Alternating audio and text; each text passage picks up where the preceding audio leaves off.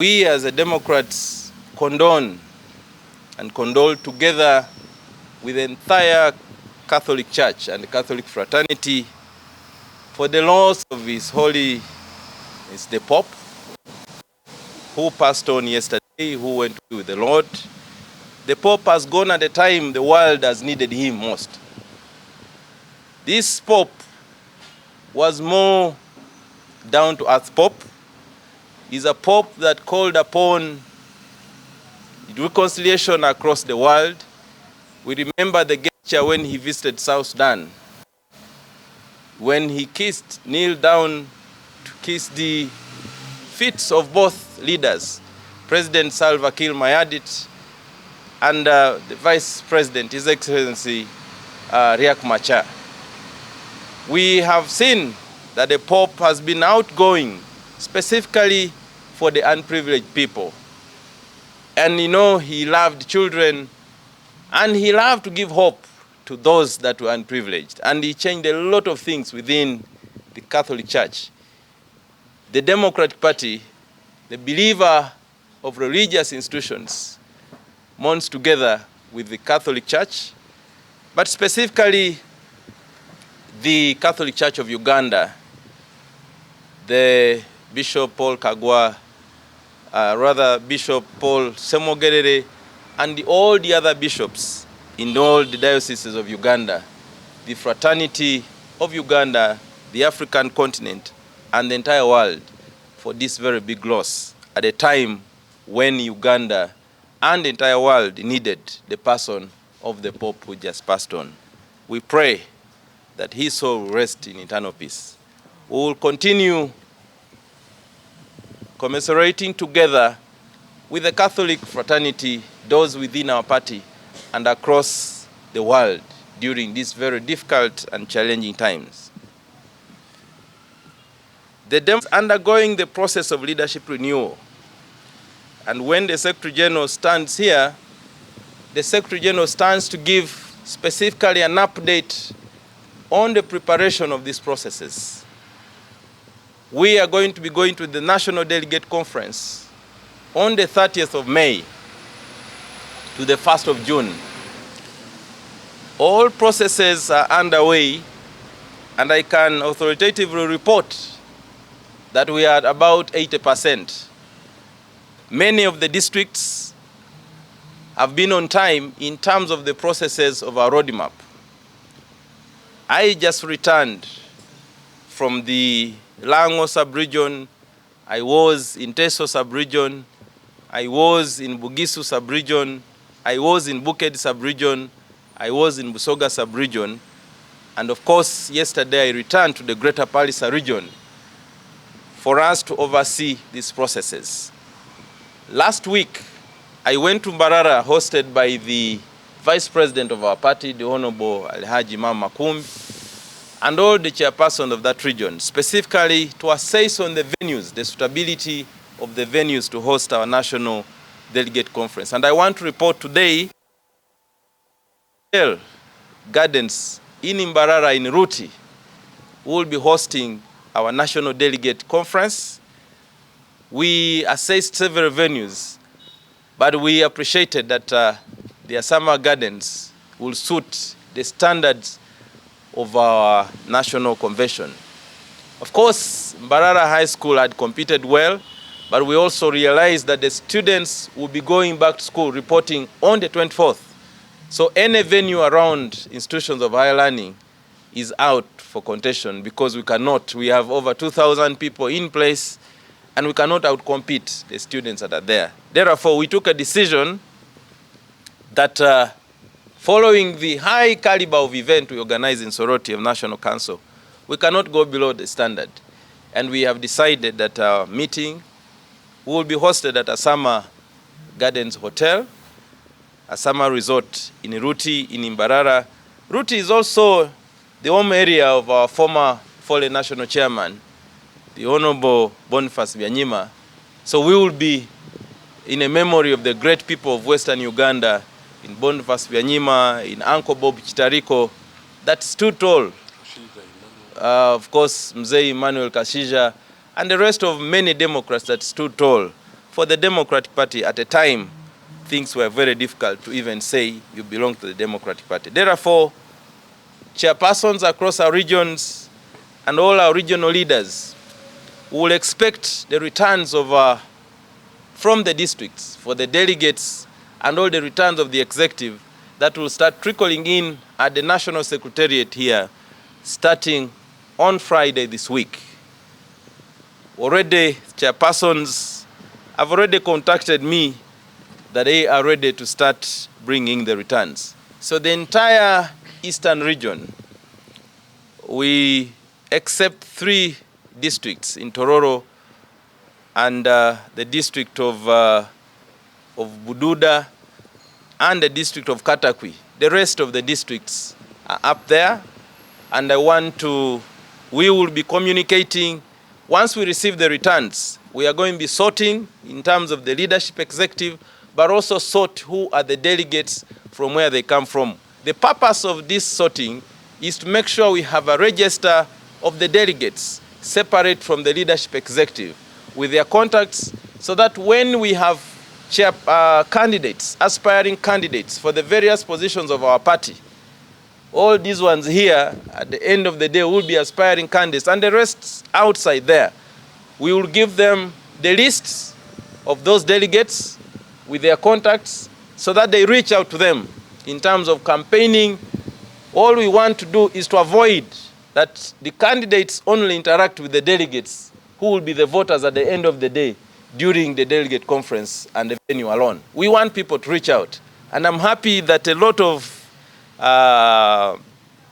aspirants, they are still aspirants. They're not candidates until we vet them and approve them as candidates. They're already reaching out, and as a party, we are a democratic party and believe that democracy will show cause. Therefore, the areas of Western are also about 70%. The Vice President just also came, he's given us a brief that that area is also doing well. The National Organizing Secretary, Honorable Herbert Rutagwera, is in Chigezi region now, as we speak, specifically Kabale, covering the district of Kabale, the district of Kiso, and support the leaders in doing that process. Tomorrow next, he will be heading and Toro, Ngavo, and Kasese, trying to deal with those processes.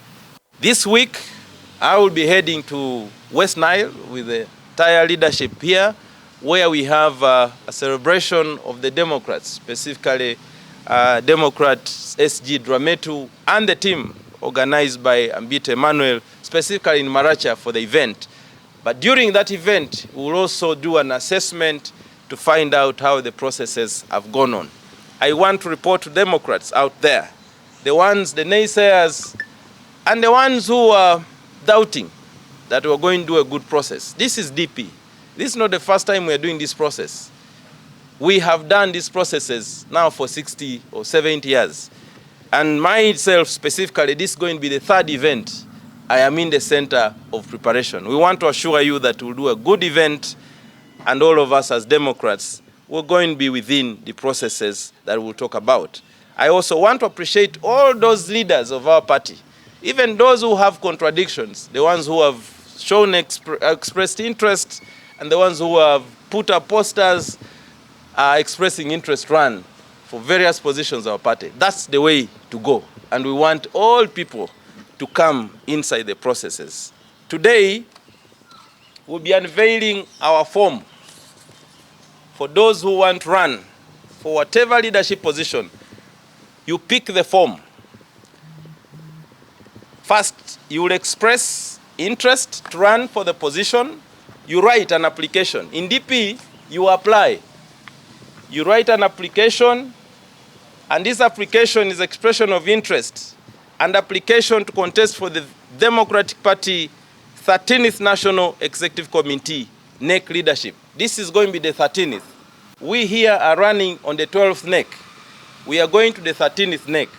And therefore, all party members in good standing I want to repeat, all party members in good standing. Good standing means you are in the register of the party. Good standing means you've renewed your membership. Good standing means the cut-off season or the cut-off date for the membership register got when you're already in the register. We see members and many people are continuing to register. That is good. Registration of our membership is ongoing. But for the purpose of this election, there was a cut-off. And you should only register with those registrars, specifically with the people that we mandated to conduct this process. I have also seen people who have printed their own registers. We welcome that. But you should pick registers that bear the seal of the Secretary General. Therefore, we call upon the Democratic Party members in good standing who wish to vie for the different leadership positions in the National Executive Committee for the period of 2025 and 2030 to express interest and pick the nomination forms at this place, Balintuma. The process where you will pick the forms and return your expression of interest and application is at Balintuma, this space. We call it a campaign secretariat. This process will start at 9 a.m. on 21st. So we mean from today, everybody is welcome to express interest and pick these forms. And these forms, the deadline for returning will be on the 2nd of May. We have given 1 week to pick the forms. We have also given you another 7 days to look for the requirements that this form calls for. And then we have said on the 2nd of May, you should return the forms. And therefore, the positions are 56 positions. Okay? They are 56 positions that are open for grabs from the presidency to the regional representative, 56 positions. And therefore, when you bring the application, expression of interest, then you pick the form. So this form, you must, of course, meet the standards which, for you to be on the neck of DP, you must be 18, you must be a Ugandan, you must be a voter, and you must bear the DP card. So there are forms for you to pick to express interest. And therefore, you must also be supported by 10, at least 10 good DP members in good standing must second you for specific positions. If you want the presidency, you must show that you have support from across the country. You can't pick 10 from Palisa. If you want to run for the president of the party, you cannot pick 10 people supporting you from Palisa. So you must pick from across the country, at least 10. So go to Ruchiga. You can even, of course, your chairman must give you endorsement, the chairman of your branch, because our party is branch-based. So if I am running for the SG position, I must get a secondment from Palisa, my chairperson from Palisa. And then I get from other 9 areas, not only Palisa, that I go to Honorable Colonel here because we come from the same place. You will give me the endorsement, happily, I believe. But you need 10. If you're regional vice president, you don't only pick from Masha and Isinjiro. You pick from the whole Western. You know? Our form, it also bears the seal and the endorsement of the Secretary General. So that will be picked together with the expression of interest. So we get that. I have seen some members that have said we have also communicated the same processes to the IGP, that the Democratic Party will be undergoing these processes after the National Delegate Conference. And we expect that the IGP's office will play by the rules, because this is done under the Political Parties and Organizations Act. When you pick the forms, then we will find, of course, determine the fees. For now, we know that for you to be president, you need to give us 10 million. Only 10 million for you to run for the presidency. Remember, of course, they are saying it's little money, but we are also moderate. In DP, you're not paid a salary. But we are also saying the presidency at the same time is the primary. So you're going to be paying two fees. You're paying the fees for you to be party leader, but you're also paying fees for you to be the presidential candidate of our party. Because in our party, during the National Delegate Conference, at the same time, the NDC does 2 or 3 things. We do the policy, we change leadership, but we also act as the primaries for the presidential flag bearer. So you do 2 things or 3.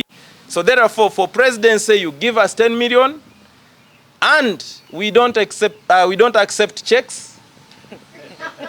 We are not taking checks based on our experience and how we have faced this. You only give us a bank draft, you give us cash, or you deposit in the bank and you verify with a stamped, deposit slip. So you deposit, you verify, and you produce that has been verified by the bank to the accountant. So there are 3 options for you. And I want to be very clear. The Secretary General will give us 5 million. It's little money. So therefore, for those that want to express interest for the presidency, we are going to give you the bank account of DP, where you can deposit the money, but also go to the bank to verify with a stamp that you've indeed deposited, because some entered that it's a right account or not. Then you give us a bank draft, because with the bank draft you don't go wrong. It's automatic, the money is there. Or you give us cash. You come with your cash, you count your cash, you pay us the cash to the accountant, and we'll put it in the party safe, very properly, in the safe, that money. And then, no checks, because I do not want. So, the scenarios of what has happened. Once bitten, you shy twice. So there is no checks required. I know we don't, people have checks, but there will be no checks required for this process. We have people who have come here to pick cards, just of 2 million party cards. And with the checks, up to now, it's coming in 5 years. The check has never matured. And we don't want to go that line. Remember, that is criminal. But we don't want to go. The moment you give us a check, we will take on you, and then you say we are witch hunting you. No. Even me, Siranda, I will bring my money cash, or I will give you a bank draft. No mobile money. Because mobile money now, there is a process. I see people coming with messages showing you've received money, yet there is nothing. So we have not put the category for mobile money. So we would have been rigid to say cash, but we have given you 3 options: a bank draft, cash, or you deposit, and then you give us a verifiable, authenticated receipt that you have deposited that money. The rest will come. I have talked about the 3 positions: Vice President of our party, 5 million, President, 10 million, Secretary General, 5 million. That will come. So, colleagues, that money is, I've explained to you why. Of course, the Secretary General is the head of Secretariat, is the Chief Accounting Officer, and all those, definitely. My own proposal was that President will give us about 30 million, but the President was here and said he cannot pay that. If he's going, it's just a 10 million. And if you look at all the other parties, I think we are charging the smallest money. And also given that we don't earn a salary and all those. So I thought that we will say a few of those things. Specific press conference specifically was to prepare you for our processes and how far we have gone. So everything is ready.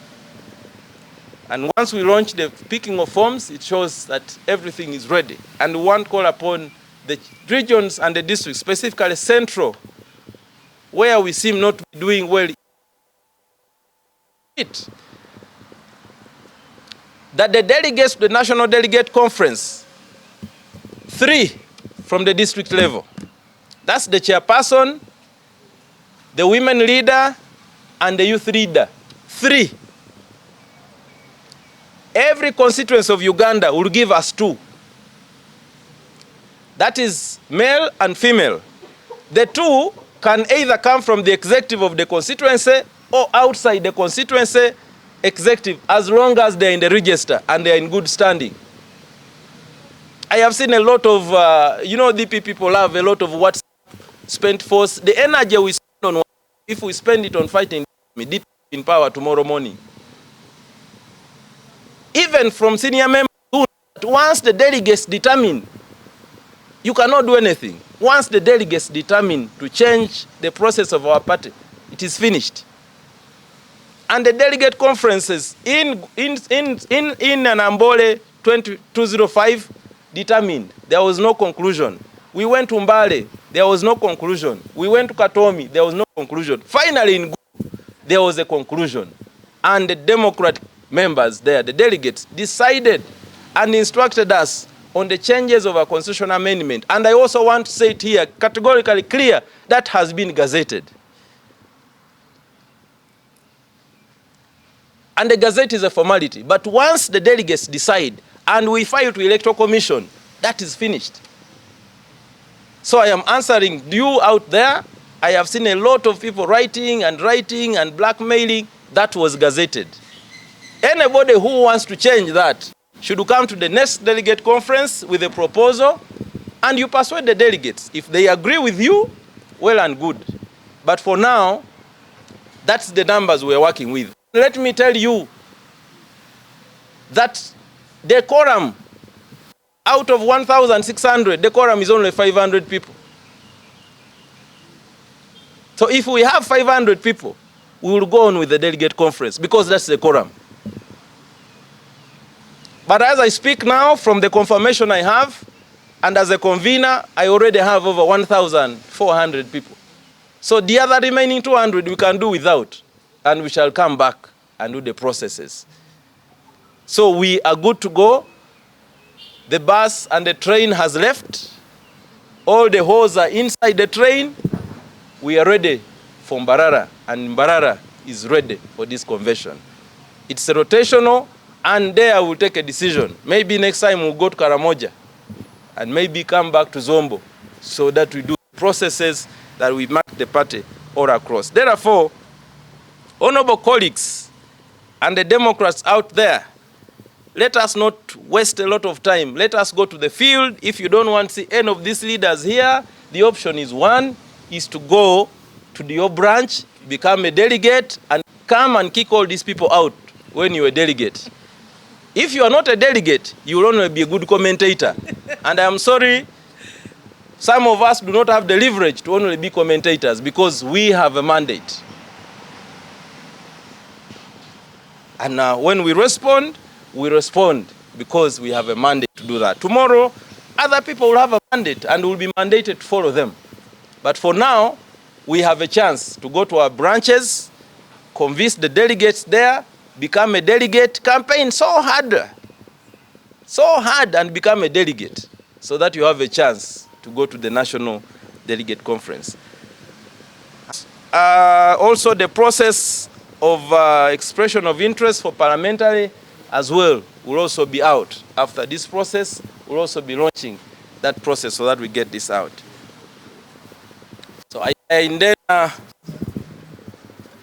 of course, when I condoled for the Pope, I forgot to condole with the Forum for Democratic Change, but also Uganda and NRA. You know, we lost a very senior citizen of our country, Mr. John Kazora, Major Kazora, who is also the husband to Honorable Naomi Kabasharia, Member of Parliament for coming from Ntungamo.